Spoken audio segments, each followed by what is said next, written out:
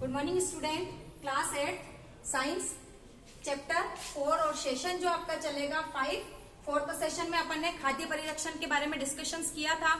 आज अपन पढ़ेंगे नाइट्रोजन चक्र, जिसके बारे में आपको पता है कि वायुमंडल में सबसे ज्यादा मात्रा में पाई जाने वाली गैस कौन सी है? नाइट्रोजन गैस लगभग 78% पाई जाती है और यह गैस क्रियाशील है, कम क्रियाशील है, यानी कि क्रियाशील विहीन है। इस कारण से इतनी ज्यादा मात्रा में पाए जाने के बाद भी इसका जनरली कोई अपने को हानिकारक इफेक्ट दिखाई नहीं देता। अब नाइट्रोजन चक्र किस प्रकार से वायुमंडल में नाइट्रोजन की मात्रा 78% बनी रहती है, उसके लिए चक्र चलता है कि जिस प्रकार से नाइट्रोजन को हम वायुमंडल से ग्रहण कर रहे हैं, उसी प्रकार से नाइट्रोजन वापस वायुमंडल में किस प्रकार जाए ताकि उसकी मात्रा क्या रहे, नियत बनी रहे। सबसे पहले तो नाइट्रोजन कहाँ कहाँ उपयोग होता है, तो सजीवों का जो आवश्यक संगठक है जिसमें अपन लेंगे प्रोटीन, क्लोरोफिल यानी कि पर्णहरित, न्यूक्लिक एसिड और विटामिन में जो है नाइट्रोजन उपस्थित होता है, जिसका निर्माण डीएनए सिंथेसिस में भी किया जाता है।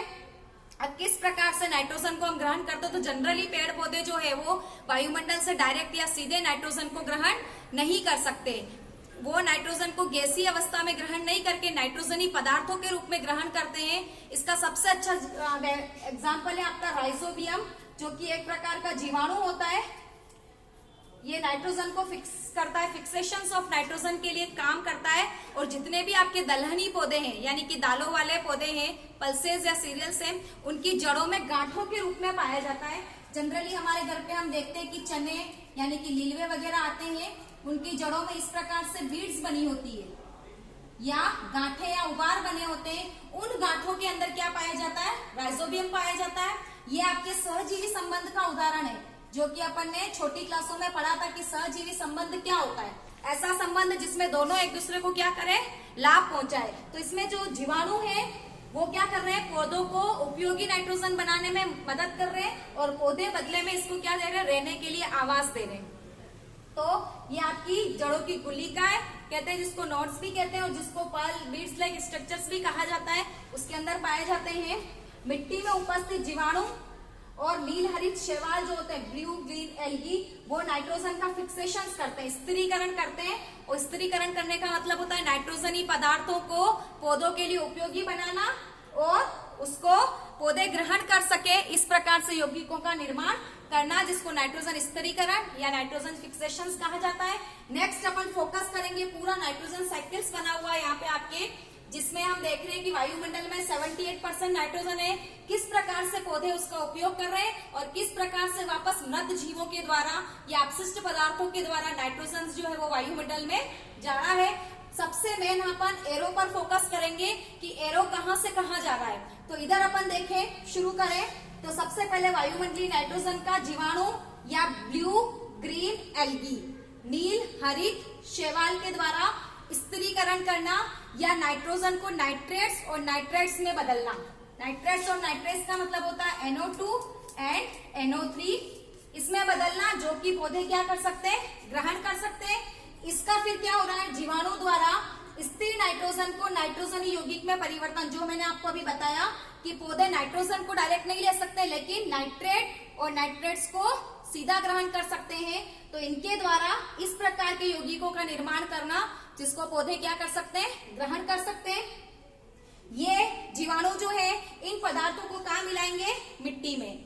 मिट्टी में उपस्थित नाइट्रोजन के यौगिक, यहाँ से आप देखेंगे सबसे पहले ब्लू ग्रीन एल्गी और जीवाणुओं ने नाइट्रोजन का स्थिरीकरण किया, फिक्सेशन किया, उसको फिर जीवाणुओं ने क्या किया, वापस नाइट्रेट और नाइट्रेट्स में बदला और फिर वो मिट्टी में मिले। मिट्टी में मिलने के बाद में पौधे क्या करते हैं, उसका अवशोषण करते हैं। किसकी सहायता से, जड़ों की सहायता से, जल के साथ में। पौधे जब नाइट्रोजन को अवशोषण करके नाइट्रोजनी पदार्थों का निर्माण करते हैं और अपना साइकिल्स चलाते हैं, जीवन चक्र चलाते हैं, उन पौधों को कौन ग्रहण करता है, जंतुओं द्वारा पौधों को खाया जाता है या सजीवों द्वारा पौधों को क्या किया जाता है, खाया जाता है। जब वो सजीव उत्सर्जन क्रिया करते हैं या जब उनकी डेथ हो जाती है, तो उन मृत शरीरों का जो अपघटन होता है, उससे क्या होता है, वापस उनके अंदर जो नाइट्रोजन थी उसका किसमें अपघटन हो जाता है? नाइट्रोजनी पदार्थों में अपघटन हो जाता है। देखिए जीवाणु द्वारा नाइट्रोजनी यौगिकों का गैसीय नाइट्रोजन में रूपांतरण आप देखेंगे यहाँ पे चल रहा है कि नाइट्रोजनों का नाइट्रेट और नाइट्रेट्स में परिवर्तन, जिसको नाइट्रोजन स्थिरीकरण कहते हैं। यहाँ पे हम देख रहे हैं कि नाइट्रोजनी पदार्थों का वापस किसमें चेंज हो रहा है?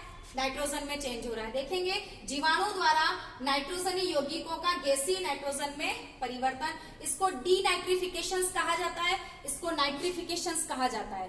नाइट्रोजन का स्थिरीकरण कहा जाता है और नाइट्रोजन का अस्थिरीकरण यानी कि वापस यौगिकों को किसमें चेंज करना? नाइट्रोजन में चेंज करना। इस प्रकार नेक्स्ट आपके एक एरो और दिख रहा है कि जब बिजली कड़कती है तड़ित द्वारा नाइट्रोजन का फिक्सेशन होता है और उसको भी पौधे क्या कर सकते हैं? वर्षा जल के साथ जब वो नीचे आता है तो उसका पौधे क्या कर सकते हैं? ग्रहण कर सकते हैं। इस प्रकार से पूरा साइकिल्स मेंटेन हो रहा है कि किस प्रकार से वायुमंडल में नाइट्रोजन को लिया जा रहा है और वापस वायुमंडल से नाइट्रोजन को कहाँ दिया जा रहा है? वायुमंडल में भेजा जा रहा है। इस कारण से वायुमंडल में नाइट्रोजन की मात्रा कितनी रहती है? 78% नियत रहती है। चाहे आप ऑक्सीजन साइकिल्स ले लो, चाहे आप जल का चक्र ले लो, चाहे आप कार्बन डाइऑक्साइड का चक्र ले लो। चक्र का मतलब ये हो रहा है जहां से शुरू होना वहीं पर जाकर खत्म होना। इस प्रकार से हमने देखा कि किस प्रकार से नाइट्रोजन चक्र काम करता है और नाइट्रोजन के लिए, सजीवों के लिए नाइट्रोजन का क्या क्या उपयोग है। आप इन एरो पर थोड़ा फोकस करेंगे। अगर आपने एरो उल्टा लगा दिया तो पूरा साइकिल जो होगा वो क्या हो जाएगा? डिस्टर्ब हो जाएगा। हमारा चैप्टर 2 यहीं पर खत्म होता है, कंप्लीट होता है। नेक्स्ट सेशन में अपन नेक्स्ट चैप्टर और कुछ नई जानकारी के साथ आएंगे। Thank you. पसीना पसीना।